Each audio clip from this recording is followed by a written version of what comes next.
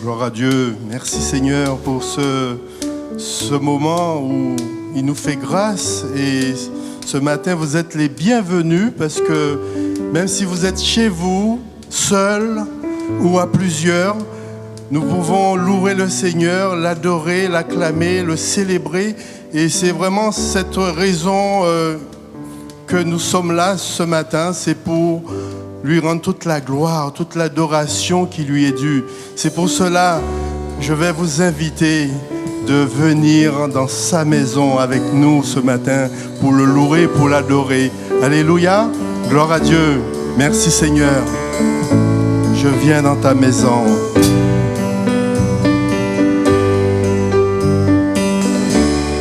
Je viens dans ta maison. Je veux te rencontrer, tel que je suis, m'abandonner.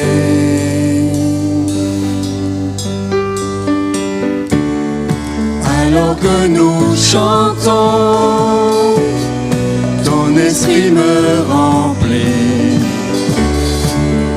mon âme est libérée.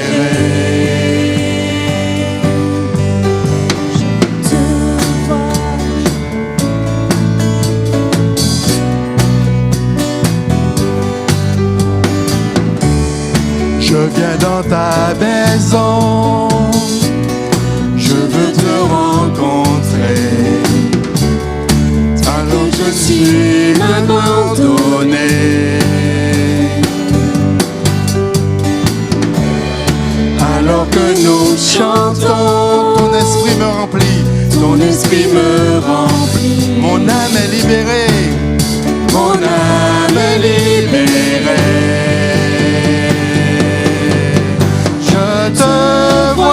Je t'entends, près de moi, tu es là. Viens et souffle sur moi. alléluia. Je ressens ta présence comme un feu, comme un vent. Jésus, je veux plus de toi. Je viens dans ta maison ce matin. Je viens dans ta maison, Je veux te rencontrer, Seigneur, je veux te rencontrer, tel que je suis. tel que je suis, m'abandonner. Nous chantons pour ta gloire, Seigneur. Alors que nous chantons, Ton esprit, ton esprit me alléluia. remplit, Mon âme est libérée. mon âme est libérée. Je te vois, je t'entends, près de moi, tu es là. Viens et souffle sur moi. Je ressens ta présence comme un feu, comme un vent. Jésus, je veux plus de toi. Je te vois, Seigneur. Je te vois, je t'entends, près de moi, tu es là. Viens et souffle sur moi. Je ressens ta présence. Je ressens ta présence comme un feu, comme un vent. Jésus, je veux plus de toi. Jésus, je veux plus de toi. Jésus, Jésus, je veux plus de toi. Alléluia. Merci, Seigneur. Oh, nous voulons plus de Jésus parce que c'est seul en lui que nous avons la vie. Il est dit que la pierre a été roulée et en 3 jours, il est resté dans le tombeau. Mais la bonne nouvelle, c'est que il est ressuscité. Il a vaincu la mort. Il a vaincu la mort, pas en vain, mais il a vaincu la mort pour nous donner la vie, afin que là où il est, un jour, il nous a fait cette promesse de venir nous chercher. Et nous avons cette assurance pour qu'il vienne un jour nous chercher. Alors Seigneur, merci Seigneur, parce que tu es l'alpha et l'oméga, le premier et le dernier. Alléluia, Jésus vivant.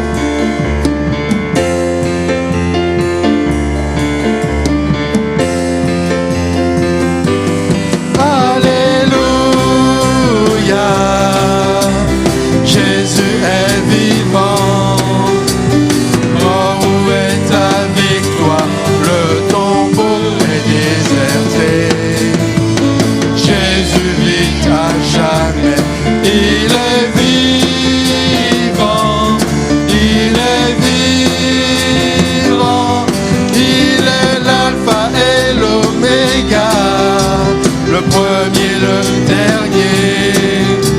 Les liens du mal sont brisés, nous avons la liberté. L'agneau de Dieu est vainqueur, il est vivant, il est vivant. Alléluia, Jésus est vivant. Oh, où est ta victoire? Le tombeau est déserté. Jésus vit à jamais. Il est vivant. Il est vivant. Il est l'alpha et l'oméga, le premier, le dernier. Les liens du mal sont brisés et nous avons la liberté. L'agneau de Dieu est vainqueur. Il est vivant. Il est vivant. Alléluia. Jésus est vivant. Oh, où est ta victoire? Le tombeau est déserté. Jésus vit à jamais. Il est vivant. Il est vivant. Alléluia. Jésus est vivant. Oh, où est ta victoire? Le tombeau est déserté. Jésus vit à jamais. Il est vivant. Il est vivant. Il est vivant. Jésus est vivant.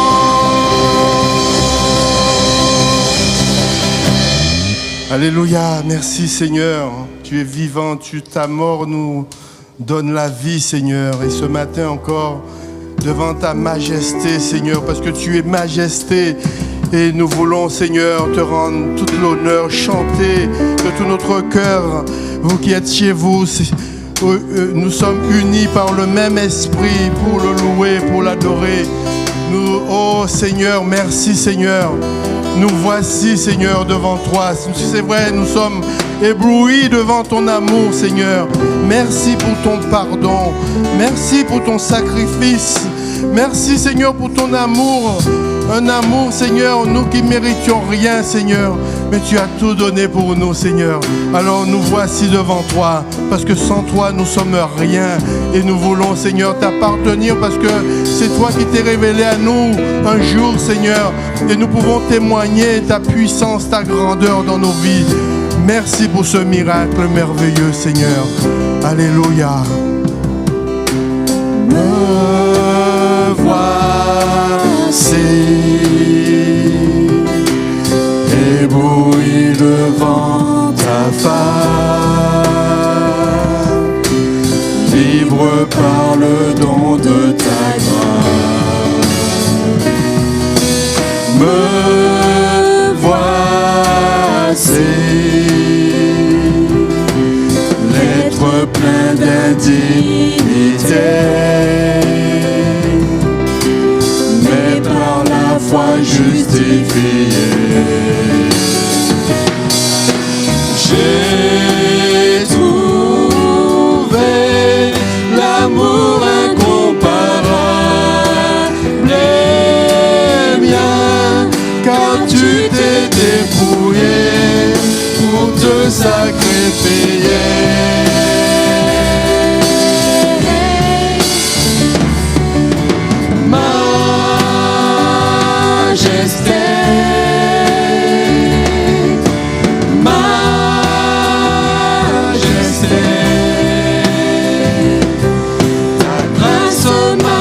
Tel que je suis, alléluia, sans valeur, mais pour toi, perle de prix. Me voici, ébloui devant tant d'amour. J'accorde le pardon en retour.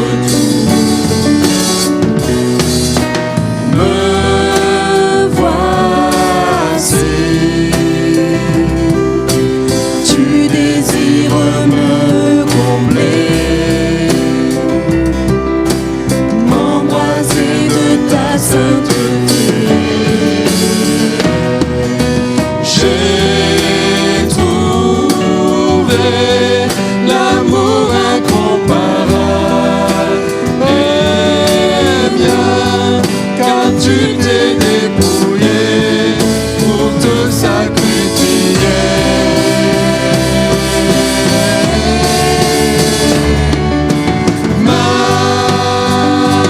Majesté, chantons majesté.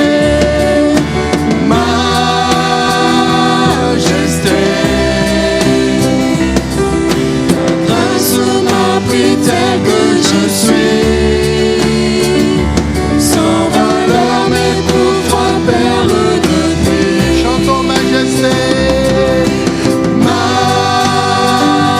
majesté,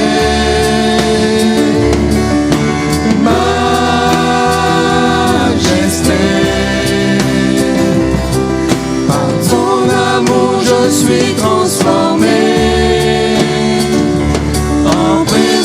De ta majesté, majesté, majesté, alléluia, majesté, par ton amour, Seigneur, par ton amour, je suis transformé en présence de ta majesté. Les voix. Majesté,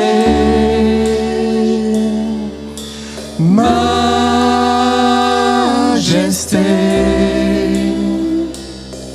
par ton amour je suis transformé en présence de ta majesté.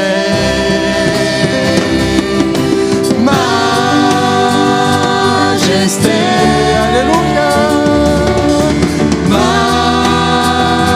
Majesté, chantons majesté. Par ton amour je suis transformé. Alléluia.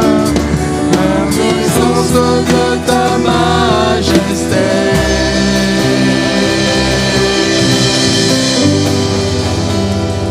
Merci Seigneur. Nous sommes bénis Seigneur. En toi, les âmes sont bénies, Seigneur.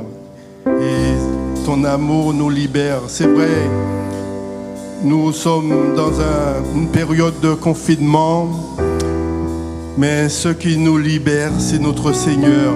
Et nous sommes dans la joie de savoir qu'en lui, nous avons la liberté.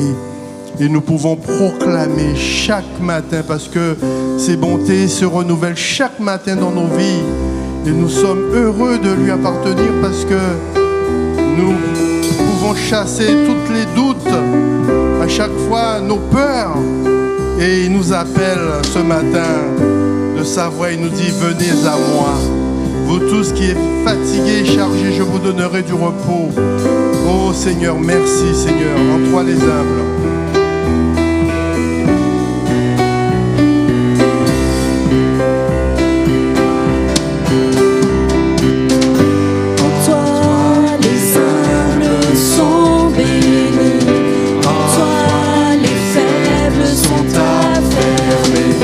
Les cœurs brisés, tu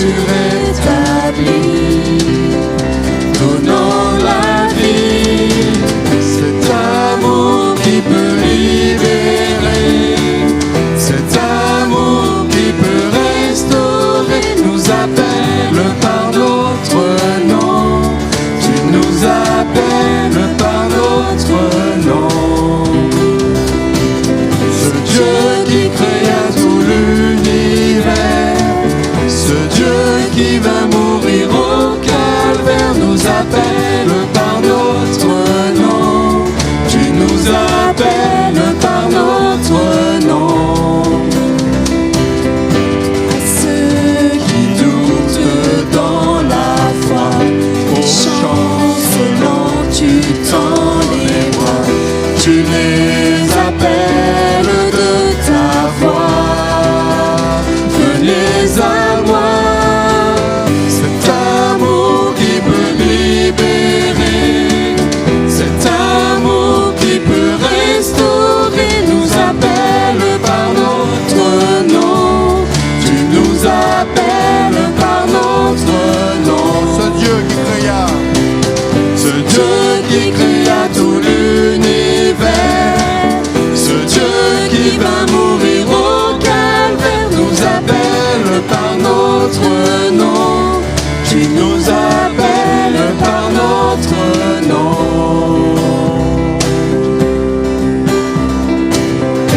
De ta voix, tu nous appelles à la croix. De ta voix, tu nous appelles à la croix. de ta voix. De ta voix, tu nous appelles à la croix. De ta voix, tu nous appelles à la croix. Cet amour qui peut libérer, cet amour qui peut restaurer, nous appelle par notre nom. Tu nous appelles par notre nom. Ce Dieu qui créa tout l'univers, ce Dieu qui va mourir au calvaire, nous appelle par notre nom. Tu nous appelles par notre nom. Cet amour, Cet amour qui peut libérer, cet amour qui peut restaurer, nous appelle par notre nom. Tu nous appelles par notre nom. Ce Dieu qui créa tout l'univers, ce Dieu qui va mourir au calvaire, nous appelle par notre nom. Tu nous appelles par notre nom. alléluia Seigneur. Oh, ce matin Seigneur, nous voulons te réjouir ton cœur Seigneur, parce que c'est vrai Seigneur, quand il y a la louange Seigneur, oh Seigneur, il n'y a pas de place pour l'ennemi Seigneur. Oh, ce matin Seigneur, nous voulons nous réjouir en toi, et en toi seul Seigneur, avoir les yeux fixés vers toi Seigneur. Nous sommes là pour t'adorer, pour te louer, pour te rendre toute la gloire, toute l'adoration qui t'est due Seigneur. Oh Seigneur, merci pour l'œuvre de la croix, où tu es mort pour moi, pour nous, pour tes enfants, Seigneur, afin que nous soyons libres en toi, Seigneur. Et ce matin, nous sommes des rachetés. Alors merci, Seigneur. Merci parce que ton sang qui coula, Seigneur, pour nous purifier, pour nous laver de tout péché, Seigneur. Autrefois, c'est vrai, nous faisions des sacrifices d'animaux. Mais maintenant, oh Seigneur, tu as tout accompli. Tu as tout accompli. Et nous sommes libres en toi, Seigneur. Alors nous voulons, Seigneur, nous prosterner. Nous voulons, Seigneur, te dire merci. Nous sommes dans la joie, Seigneur. Nous sommes heureux, Seigneur, parce que nous savons qui nous sommes. Oui, tu nous appelles par notre nom. Oh Seigneur, merci Seigneur. Oh Seigneur, relève Seigneur celui qui a battu ce matin, celui qui mérite d'être renouvelé ce matin, celui qui mérite d'être encouragé ce matin. Oh Jésus, oh Seigneur, tu as tout pouvoir. pouvoir, Seigneur, dans le ciel et sous la terre. Alors, Seigneur, nous voulons nous décharger en toi, Seigneur, sur toi, Seigneur. Nous voulons venir à tes pieds, Seigneur. Oh, Seigneur, c'est là, Seigneur, nous devrions être, Seigneur. Parce que, Seigneur, nous sommes tes enfants, Seigneur. Et nous voulons que tu sois le centre de nos valeurs, le centre de nos vies, Jésus. Oh Seigneur, sans toi nous sommes rien. Sans toi nous méritons rien. Mais tu as trouvé, Seigneur, de nous faire grâce par ton amour.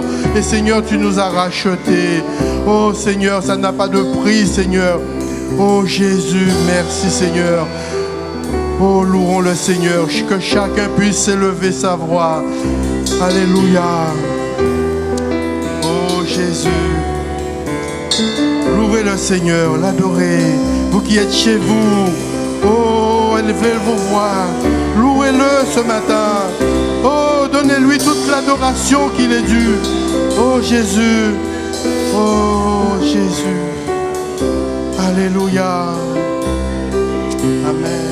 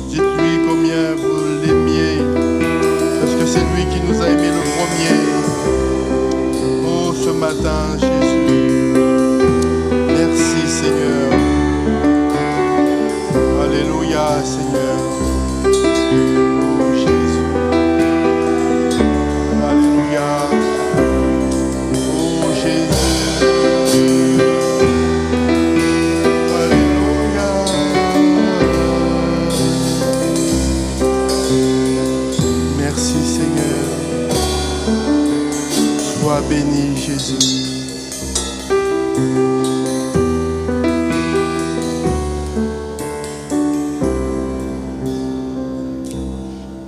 Quelle grâce incroyable. Alléluia, merci Seigneur. C'est lui seul qui peut briser de tout ce qui peut nous enchaîner. Et ce matin encore, nous voulons le laisser agir afin qu'il fasse son œuvre dans nos vies. Il n'y a que lui qui peut nous transformer. Nous, comme l'argile, nous sommes l'argile et lui, il est le potier. Alors qu'il nous façonne ce matin. Oh Seigneur, merci Seigneur, merci Jésus. Oh, alléluia. Le pouvoir de ceux qui m'enchaînent, qui donnent un amour plus fort que la haine. Le roi de gloire, le roi de tous les rois, qui secoue la terre d'un bruit de tonnerre, puissance de vie qui nous éblouit. Le roi de gloire, le roi de tous les rois. Quelle grâce incroyable, quel amour insondable. Tu es mort à ma place, ma dette tu l'effaces. Tu m'as donné la vie.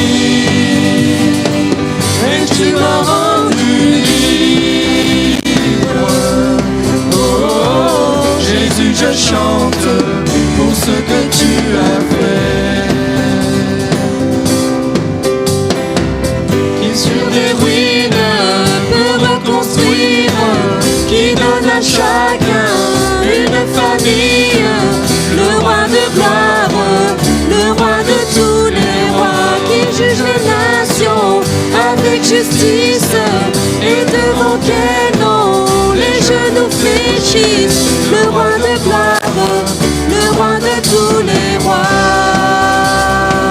Quelle grâce incroyable, quel amour insondable. Tu es mort à ma place, ma dette tu effaces. Tu m'as donné la vie et tu m'as rendu libre. Oh, oh, oh, Jésus, je chante pour ce que tu as fait. L'agneau qui s'est donné, Digne est le roi qui est ressuscité. digne est l'agneau qui s'est donné, Digne est le roi qui est ressuscité. digne est l'agneau qui s'est donné, Digne est le roi qui est ressuscité. Digne est l'agneau qui s'est donné. Digne, digne, quelle grâce incroyable, incroyable. Quel amour insondable. Tu es mort à ma place, ma dette tu effaces. Tu m'as donné la vie et tu m'as rendu libre.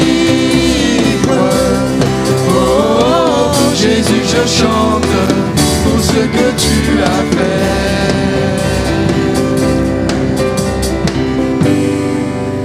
Alléluia. Nous allons laisser place à la parole de Dieu et que le Seigneur, que vous puissiez ouvrir votre cœur afin qu'il puisse nous parler, parce que Dieu parle tantôt d'une manière, tantôt d'une autre, et on veut laisser place à la parole de Dieu. Bénis ton serviteur, Seigneur, qui va apporter ta parole, Seigneur. Merci aussi d'ouvrir notre cœur, Seigneur, que nous puissions te laisser agir, parce que c'est vrai, Seigneur, tu nous invites à venir à toi, Seigneur, mais c'est une invitation que tu fais, Seigneur, et tu laisses chacun libre, Seigneur, à venir à toi, Seigneur. Et ce matin encore, Seigneur, nous voulons te dire oui, viens, Seigneur, nous parler, viens nous encourager, viens afin que ton esprit, Seigneur, puisse te révéler en nous. Nous avons besoin de cette intimité avec toi, Seigneur. Alors merci, Seigneur. Merci pour tout ce que tu as fait. Merci pour ce que tu feras encore. Merci, Seigneur, parce que tu es le même hier, aujourd'hui, éternellement. Et nous voulons nous réjouir dans ta sainte présence. Merci, Seigneur. Gloire à ton nom. Amen.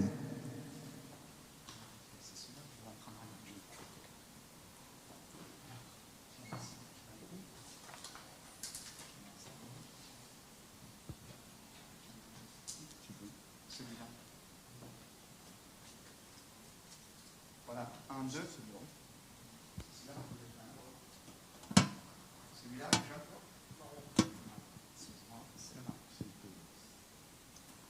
voilà, 1, 2. Excusez-moi, le temps de se mettre en place. Au niveau des micros, du pupitre, c'est le direct. On est ensemble à la maison et bien, tout ça fait partie des aléas de la technique. Je m'installe. On est très heureux aujourd'hui de pouvoir être ensemble pour partager ces bons moments dans la présence de notre Dieu. Je veux remercier l'équipe de louanges qui nous a conduits dans ces bons moments dans la présence de notre Dieu. Alléluia. Pour son sérieux, pour son investissement, on est là dans la présence de Dieu, on essaie de mettre les moyens en œuvre pour permettre bien au culte de pouvoir être retransmis en direct et de pouvoir vous rejoindre derrière l'écran pour pouvoir passer ces bons moments dans la présence de Dieu. Et personnellement, j'étais derrière en train de regarder tout cela, derrière les commandes, en train de faire les pré-réglages, d'enregistrer tout le reste. Et vraiment, eh bien, je ressentais la présence de Dieu. L'Esprit de Dieu est là. Et personnellement, il m'a fait du bien pendant ce temps de louange qui a été un temps de louange vivant. Et je crois que vous aussi, eh bien, dans vos maisons, l'Esprit de Dieu vous a fait du bien. Je voudrais prier le Seigneur avant de partager maintenant la parole. Seigneur, merci pour ces moments, des moments de qualité que tu nous donnes ensemble, sous ton regard. Pas simplement dans nos maisons, mais ici aussi pendant cette diffusion, Père éternel. Seigneur, nous te remercions pour ton Esprit Saint qui nous rejoint là où nous sommes, là où nous en sommes, pour agir dans nos cœurs, dans nos vies, pour nous visiter, pour parler à nos âmes, pour nous permettre de reprendre courage, d'aller de l'avant, de toucher le bord de ton vêtement, de recevoir la guérison dont nous avons besoin, la restauration nécessaire pour nous permettre avec ta grâce de poursuivre le chemin. Merci pour le livre saint. Merci pour le pain de la parole de Dieu. Ce matin que tu nous donnes, tu dresses devant nous une table. L'Écriture rajoute en face de nos adversaires. Tu oignes d'huile notre tête et notre coupe déborde. Nous savons ce matin que tu as préparé de bonnes choses sur cette table. Et je te prie, Père éternel, de bénir maintenant ce temps autour des Écritures, de nourrir nos âmes et nous emmener plus loin par ta grâce. À ton nom la louange et la gloire, dans le nom de Jésus. Amen. Gloire à Dieu. Je vous invite à ouvrir la Bible avec moi dans le livre du Deutéronome. On va aller dans le livre du Deutéronome au chapitre 30, ensemble, Deutéronome, chapitre 30, et nous allons faire une courte lecture qui va nous servir aujourd'hui d'introduction par rapport à ce sujet que je souhaite partager avec vous, qui va même être le texte de base. J'en prends aujourd'hui à témoin contre vous le ciel et la terre. J'ai mis devant toi la vie et la mort, la bénédiction et la malédiction. Choisis la vie afin que tu vives, toi et ta postérité, pour aimer l'Éternel ton Dieu, pour obéir à sa voix et pour t'attacher à lui, car de cela dépendent ta vie et la prolongation de tes jours, et c'est ainsi que tu pourras demeurer dans le pays que l'Éternel a juré de donner à tes pères, Abraham, Isaac et Jacob. Je reprends, si vous permettez, ce verset 19 qui nous dit « J'en prends aujourd'hui à témoin contre vous le ciel et la terre. J'ai mis devant toi la vie et la mort, la bénédiction et la malédiction. Choisis la vie afin que tu vives. » Choisis la vie. Si ce matin nous pourrions donner un titre à ce message, nous pourrions l'appeler justement ainsi « Choisis la vie ». Ou ce matin, tout simplement, eh bien, la nécessité dans nos vies de faire les bons choix. Je voudrais m'entretenir avec vous sur ce sujet. Il y a de cela plusieurs années, j'ai eu l'occasion d'accueillir un ami serviteur de Dieu dans une des églises où nous avons servi le Seigneur avec mon épouse, avec ma famille.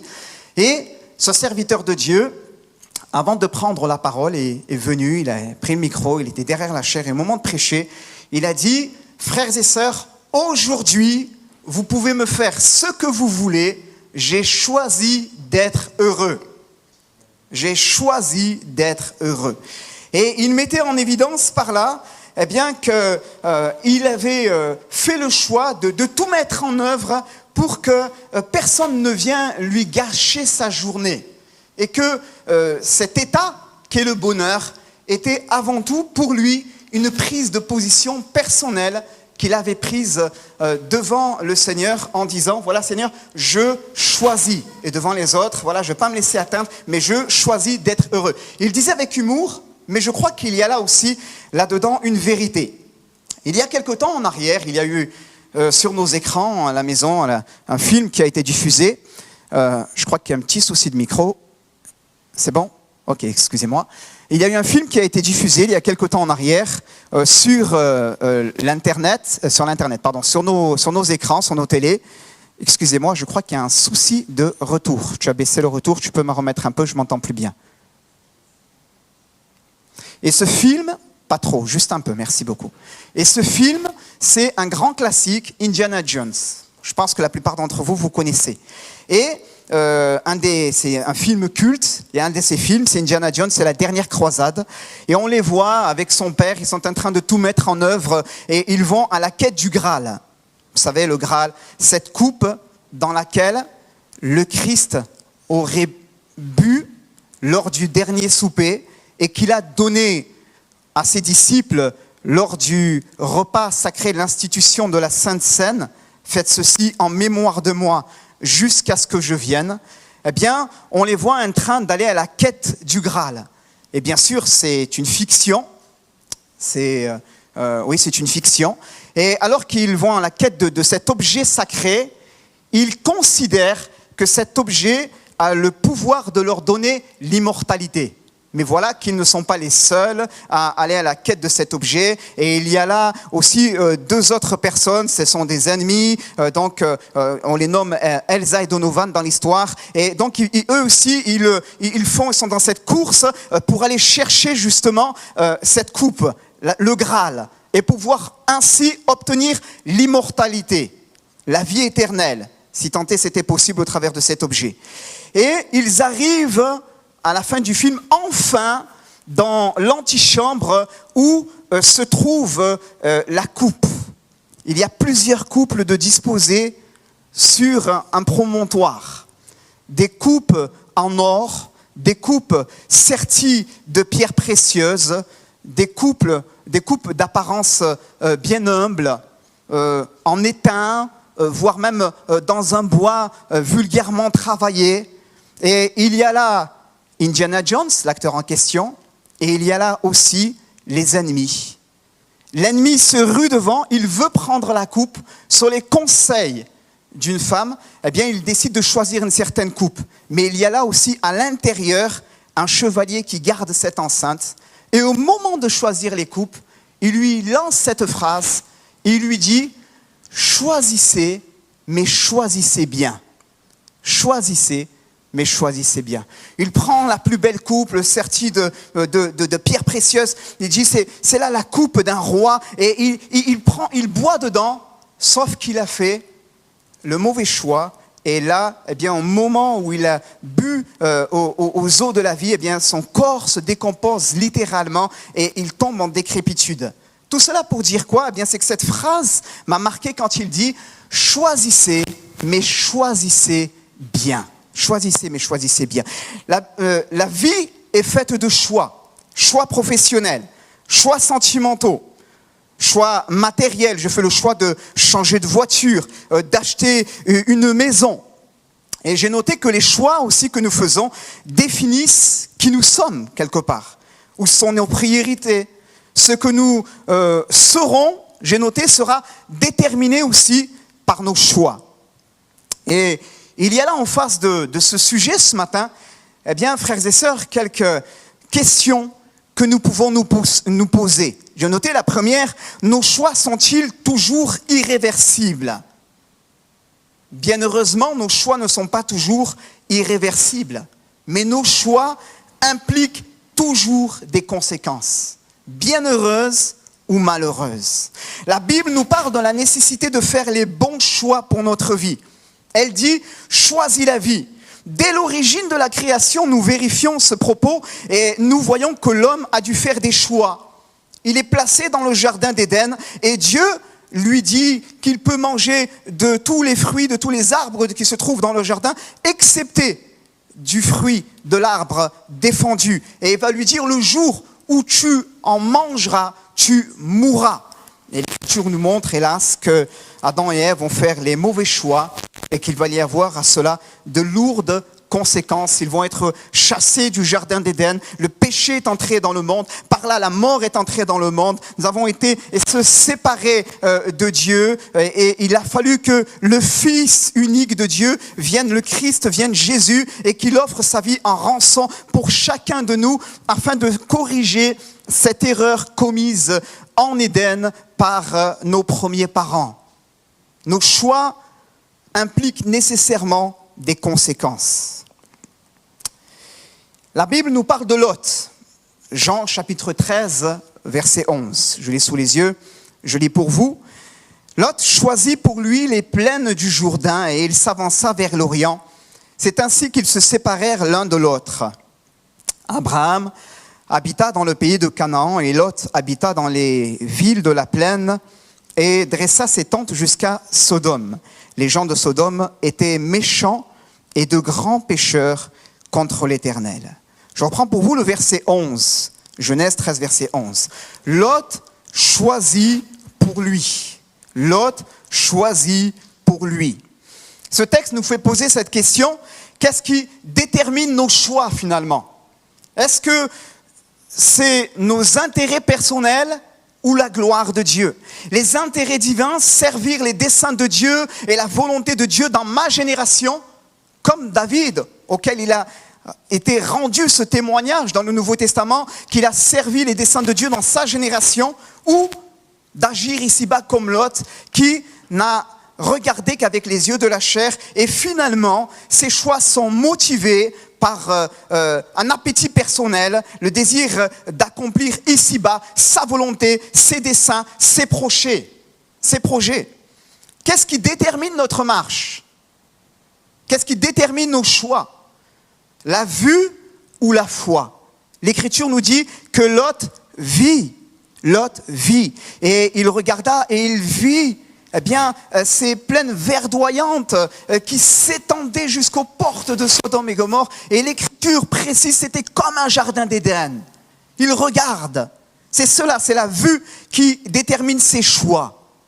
Et la parole de Dieu nous rappelle, frères et sœurs, que nous sommes appelés ici-bas à marcher non par la vue, mais par la foi.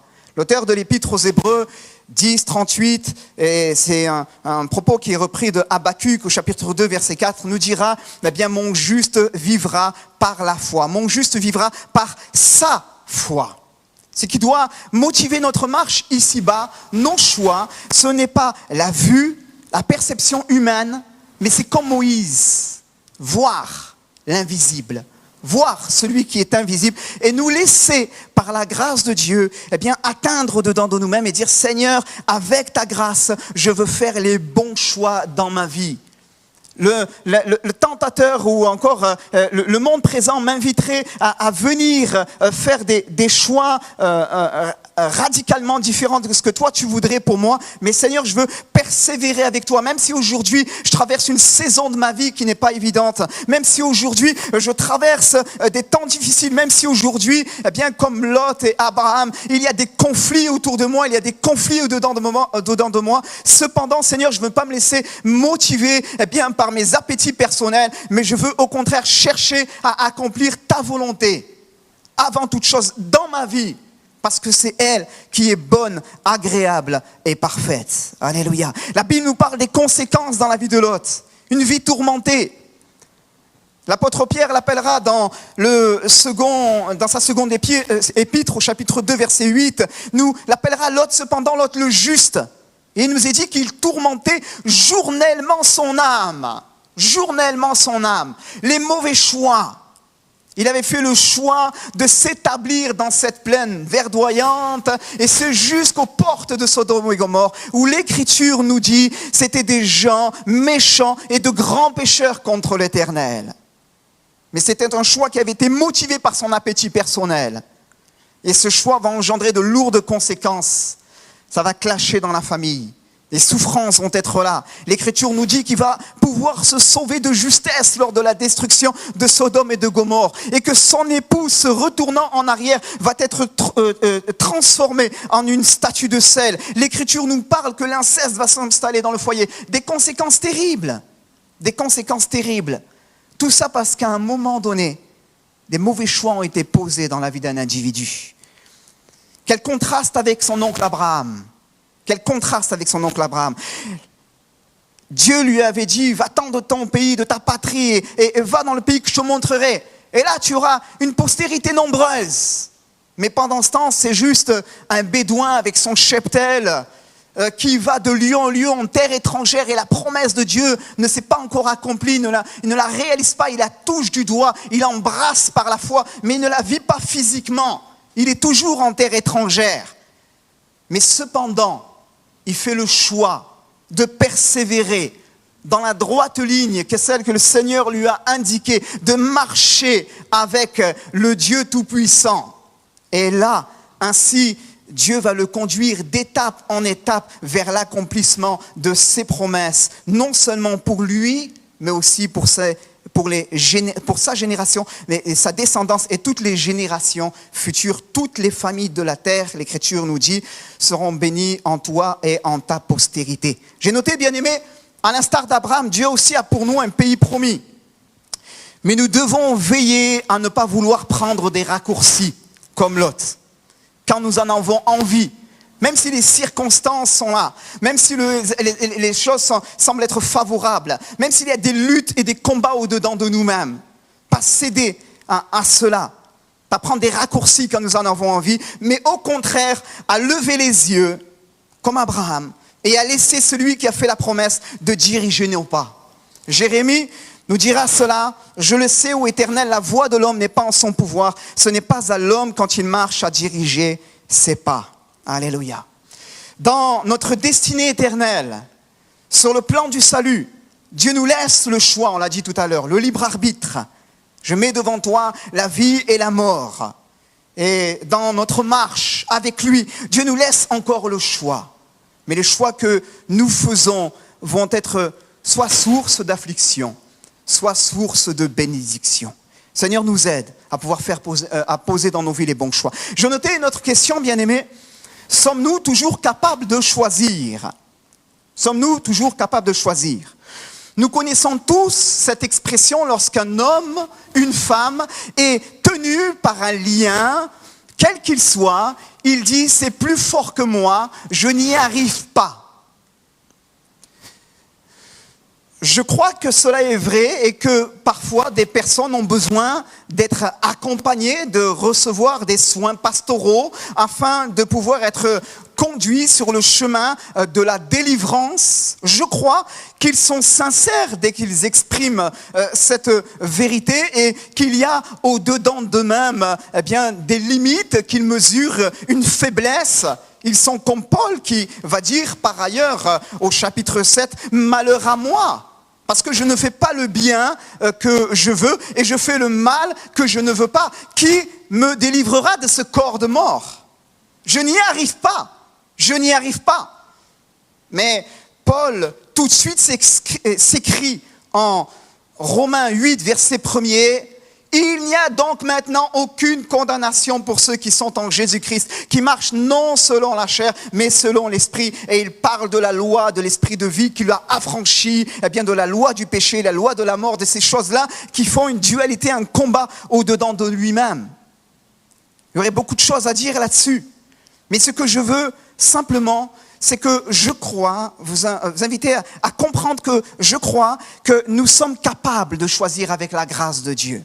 Dieu ne nous piège pas quand il dit « choisis la vie ». Il ne nous place pas dans une situation d'inconfort où là nous sommes incapables de choisir la vie. Mais il met pour nous les moyens de saisir cette vie. Deutéronome 30, verset 11 nous dit « Ce commandement que je te prescris aujourd'hui n'est certainement point au-dessus de tes forces et hors de ta portée. Il n'est pas dans le ciel pour que tu dises qui montera pour nous au ciel et nous l'ira chercher, qui nous le fera entendre afin que nous le mettions en pratique. » Et la suite du passage nous dit, il n'est pas de l'autre côté de la mer pour que tu dises, qui passera pour nous de l'autre côté de la mer et nous l'ira chercher, qui nous le fera entendre afin que nous le mettions en pratique. C'est une chose au contraire qui est près de toi, dans ta bouche et dans ton cœur, afin que tu le mettes en pratique. En Jésus, je dis bien, Dieu nous a donné la capacité de choisir. Alléluia. Le Fils est venu, le Fils a payé le prix fort pour chacun de nous et il s'est écrié sur le bois maudit du calvaire. Tout est accompli et en lui, si nous sommes en lui, nous recevons de sa part la capacité de faire les bons choix dans notre vie. L'avertissement à Caïn. L'Éternel dit à Caïn, pourquoi es-tu irrité? Pourquoi ton visage est-il abattu? Certainement, si tu agis bien, tu relèveras ton visage. Et si tu agis mal, le péché se couche à ta porte et ses désirs se portent vers toi, mais toi domine sur lui. Était-il impossible pour Caïn de résister au péché? Caïn ne pouvait-il pas s'éloigner de cette réalité? J'ai noté, cela était-il trop dur, voire impossible pour lui? Je ne crois pas que Dieu est en train de piéger Caïn. Mais je crois que, quand Dieu lui avait parlé, il lui montre qu'il a pour lui des choses meilleures. Et que dans sa parole, il lui donne aussi la capacité d'agir en conséquence. Alléluia. C'est le va et ne pêche plus de Jésus à la femme pécheresse en Jean chapitre 8 verset 11, qui vient pleurer au pied de Jésus, qui est amenée, prise en flagrant délit d'adultère. Elle est jetée, elle est là, par terre au pied de Jésus, et on veut la lapider. Et Jésus se penche et crie sur le sol, et ces hommes, les religieux de l'époque, disent, voilà, cette femme a été prise en flagrant délit d'adultère. La loi de Moïse dit qu'elle doit être punie de mort. Et toi, que dis-tu? Il se relève et il répond juste à ces bourreaux, à ces hommes qui ont livré cette femme en pâture, que celui qui n'a jamais péché lui jette la première pierre. Il se rebaisse et il continue à écrire. Et là, l'Écriture rajoute, accusés dans leur conscience, ils se retirèrent un à un, du plus vieux au plus jeune, comme si la conscience la plus chargée s'en allait en premier pour laisser place à celui qui peut-être essayait de trouver des excuses au dedans de lui-même, mais qui au bout d'un moment, en face du miroir de la parole de Dieu, prend conscience de la laideur de son âme aussi. Et Jésus se tourne vers cette femme et dit, femme, personne ne t'a-t-il accusé? Non, personne. Si toi tu ne me condamnes pas, personne ne peut m'accuser. Et Jésus de la relever, de lui dire, va et ne pêche plus. Je ne crois pas que Jésus, dit là, au travers de ses propos, juste une parole pour bien faire, quelque chose qui est une phrase type chrétienne, voilà, j'allais dire un slogan quelque part, pour l'encourager à faire les bons choix, et ne lui donne pas la capacité de faire les bons choix. Mais je crois que quand cette femme est restaurée, quand cette femme est relevée, quand cette femme est pardonnée alors qu'elle est en situation d'adultère, et que Jésus lui dit « va et ne pêche plus », dans ce « va et ne pêche plus », il lui communique la capacité, le pouvoir de ne plus pécher. Alléluia. Celui qui est né de Dieu, l'Écriture nous dit, il ne pêche plus. Celui qui est né de Dieu, il ne pêche plus. Alléluia. Bien sûr, nous bronchons tous de différentes manières. Je ne suis pas en train de dire que quand nous devenons chrétiens, nous ne péchons jamais, que nous sommes des êtres parfaits. Nous restons des êtres faillibles. Mais ce que je veux souligner, c'est que la boue du péché n'est plus notre élément, n'est plus l'endroit où nous nous plaisons. Nous sommes devenus ces brebis. Et mettez une brebis dans la boue, elle va appeler le berger, elle va chercher de l'aide, parce que ce n'est pas son élément. Celui qui est né de Dieu ne pêche plus, va et ne pêche plus. Elle reçoit non seulement le pardon de Christ, la vie nouvelle, mais aussi la capacité de ne plus pécher et d'aller de l'avant. Alléluia. Un père de l'Église, conscient de sa petitesse et des exigences de Dieu pour lui, pria un jour en ces termes, « Seigneur, tu veux que je sois fort, tu ordonnes la force, alors donne-moi la force. Seigneur, tu veux que je sois saint, tu ordonnes la sainteté, alors donne-moi la sainteté. Seigneur, tu veux que je libère le pardon, tu ordonnes le pardon, alors donne-moi le pardon. » Alléluia. Et il conclut en disant cela, « Seigneur, donne ce que tu ordonnes et ordonne ce que tu veux. » Seigneur, donne ce que tu ordonnes et ordonne ce que tu veux. Saint Augustin, un des pères de l'Église, qui a influencé toute la chrétienté. Et je crois que nous aussi, mesurant notre petitesse, notre incapacité parfois à pouvoir faire les bons choix, devons nous réfugier dans le Seigneur en disant, Seigneur, Seigneur, ordonne ce que tu veux. Donne ce que tu ordonnes, et ordonne ce que tu veux. Nous recevons de lui la capacité de faire les bons choix. Alléluia. J'ai noté, bien aimé, que choisir, c'est une décision personnelle. Décision personnelle. Je voudrais assez rapidement, avant de conclure ces moments, juste vous livrer quelques pistes de réflexion que je vous invite à creuser à la maison. Et juste, vous laissant éclairer par la parole de Dieu, de faire le point honnêtement devant le Seigneur, afin de peut-être régulariser une situation et de dire, Seigneur, là, j'ai pas fait le bon choix dans ma vie. Seigneur, je veux me remettre sur les rails, je veux faire ce qu'il faut pour pouvoir me laisser non seulement restaurer par toi, mais aussi aller de l'avant avec toi. La parole de Dieu nous dit que Enoch, c'est le premier point, Enoch a choisi de marcher avec Dieu. Enoch a choisi de marcher avec Dieu. Genèse 5, 24, Enoch marcha avec Dieu, puis il ne fit plus parce que Dieu le prit. Enoch vécut dans des temps de troubles, des temps difficiles. Et aujourd'hui, nous vivons dans des temps de troubles, frères et sœurs, des temps difficiles. Et tout voudrait nous inviter au compromis.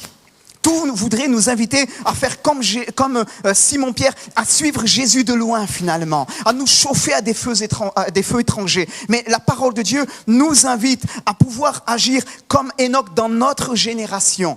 Et à dire, Seigneur, quelles que soient les situations, l'environnement dans lequel je peux évoluer, quels que soient les courants contraires qu'il y a en face de moi, moi, je fais le choix de marcher avec toi.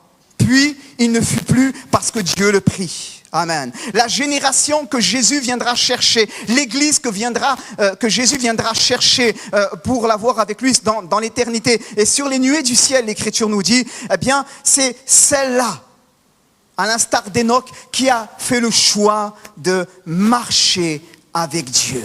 Il n'a pas connu la mort. Nous ne sommes pas à connaître nous aussi, les uns les autres, la seconde mort. Si notre corps est semi-corruptible, il ressuscitera incorruptible. Et si dans sa grâce, nous faisons partie de la génération qui verra l'avènement du Seigneur Jésus, alors l'Écriture nous dit, nous ne devancerons pas ceux qui sont morts en Christ, les morts en Christ ressusciteront premièrement, et nous, aussi, nous serons changés en un instant et nous irons à la rencontre du ciel à la rencontre du Seigneur, sur les nuées du ciel. Alléluia. Choisis de marcher avec Dieu. Si tu as fait des mauvais choix dans ta vie, si aujourd'hui, ta marche avec lui s'en est ressentie et que tu as pris de la distance avec les choses de Dieu, au travers de ce confinement, tu as pris de la distance avec la prière, au travers de ces temps difficiles, tu as pris de la distance dans ton offrande, dans ta consécration, dans ton zèle, choisis de revenir. Il n'est pas trop tard pour corriger ce qui a besoin d'être corrigé et là de revenir vers le Seigneur. Alléluia. Joseph, à lui tout seul, nous parle de cette réalité-là. Il a fait le choix de rester fidèle, quelles que soient les situations qu'il a pu traverser. C'est un homme qui a su faire les bons choix. Je prends pour vous cette référence, Genèse, chapitre 39, verset 7. Après ces choses, il arriva que la femme de son maître porta les yeux sur Joseph et dit « Couche avec moi ». Il refusa. Et il dit à la femme de son maître, « Voici mon maître ne prend avec moi connaissance de rien dans la maison. Il a mis entre mes mains tout ce qui lui appartient. Il n'est pas plus grand que moi dans cette maison et il ne m'a rien interdit, excepté toi parce que tu es sa femme. Comment ferais-je un aussi grand mal et pécherais-je contre Dieu ?» Joseph, ce jeune qui est vendu par ses frères, transporté en terre étrangère, vendu aux marchands d'esclaves, il se retrouve dans la maison d'un haut dignitaire égyptien, Potiphar. Accusé faussement par Madame Potiphar qui va l'accuser d'adultère, toutes ces choses-là. Mais en vérité, il n'en était rien, c'était elle qui avait un problème. Il se retrouve en prison, oublié de tous, alors qu'il a interprété les songes les chansons et du panetier du roi, l'Écriture nous dit. Mais il demeure dans cette prison. Et là, il demeure oublié de tous, il demeure seul. Mais quand nous regardons attentivement la vie de Joseph, nous voyons que malgré le fait qu'il a été pétri par la souffrance, il a chaque fois fait les bons choix dans sa vie. Mais il a fait, je notais, le choix de rester attaché à Dieu malgré tout ce qu'il a pu vivre. Tout ce qu'il a pu vivre. Il a fait le choix de la pureté. On l'a évoqué au travers du texte que j'ai lu. Il fait le choix de la fidélité. Il dit, comment ferais-je un aussi grand mal et pécherais-je contre Dieu et contre mon maître? Comment est-ce possible? Il fait le choix du pardon en face de ses frères.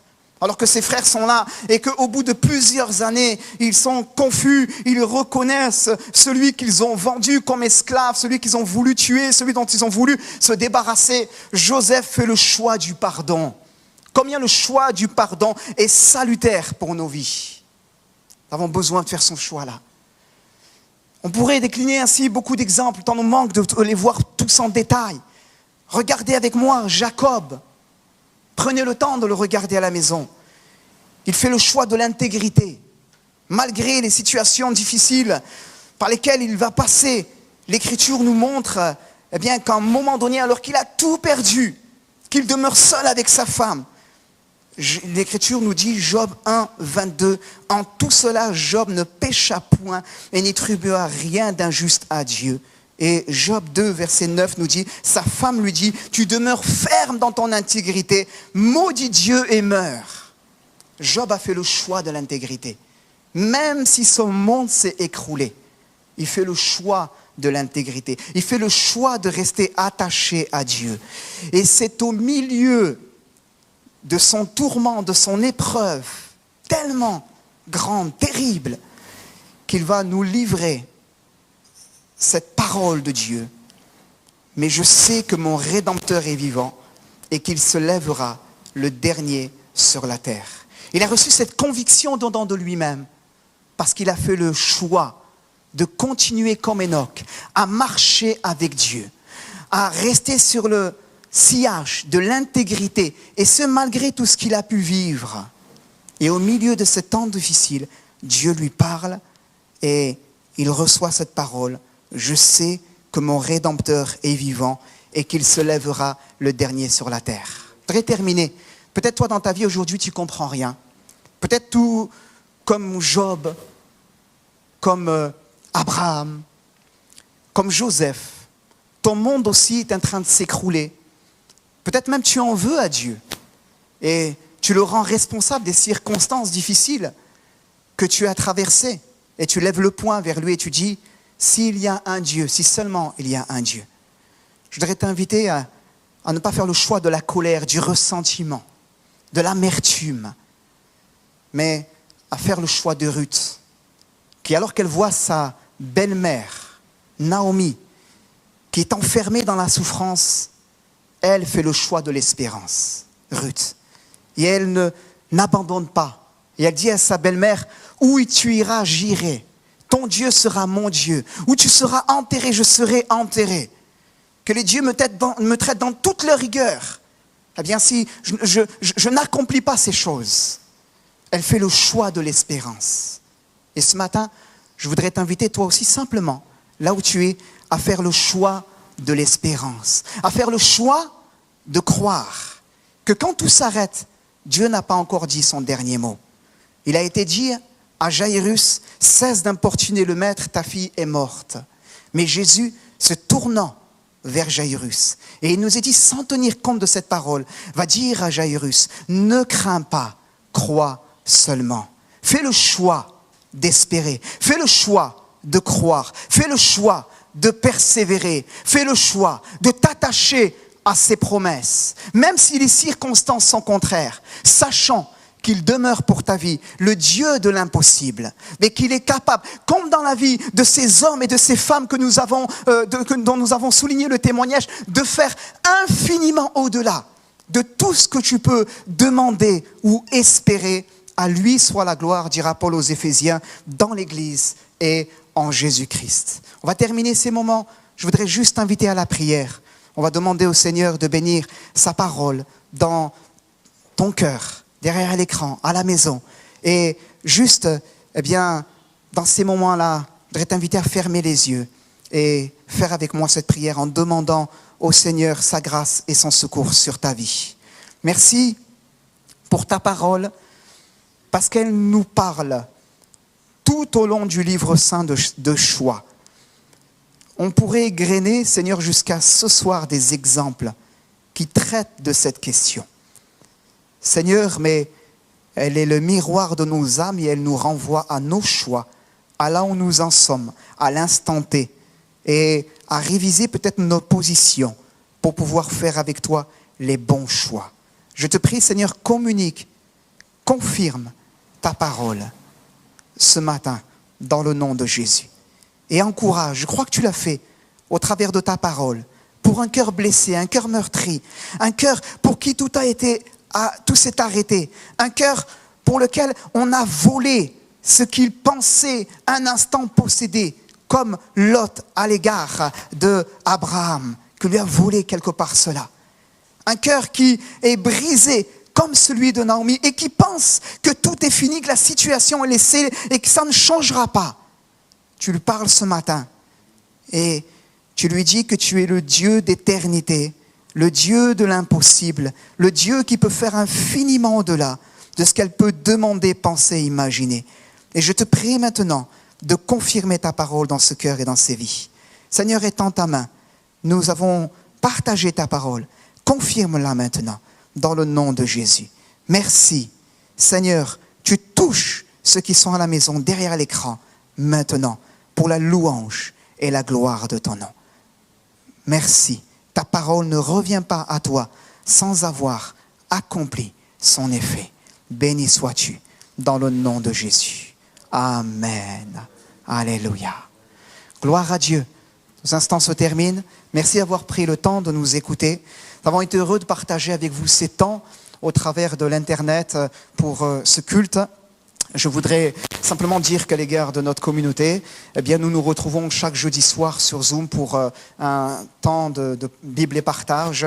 Nous nous retrouvons aussi avec la jeunesse le jeudi soir à 18h sur Zoom, sauf agenda particulier. Et je vous donne rendez-vous aussi sur YouTube dimanche prochain pour notre live pour le culte.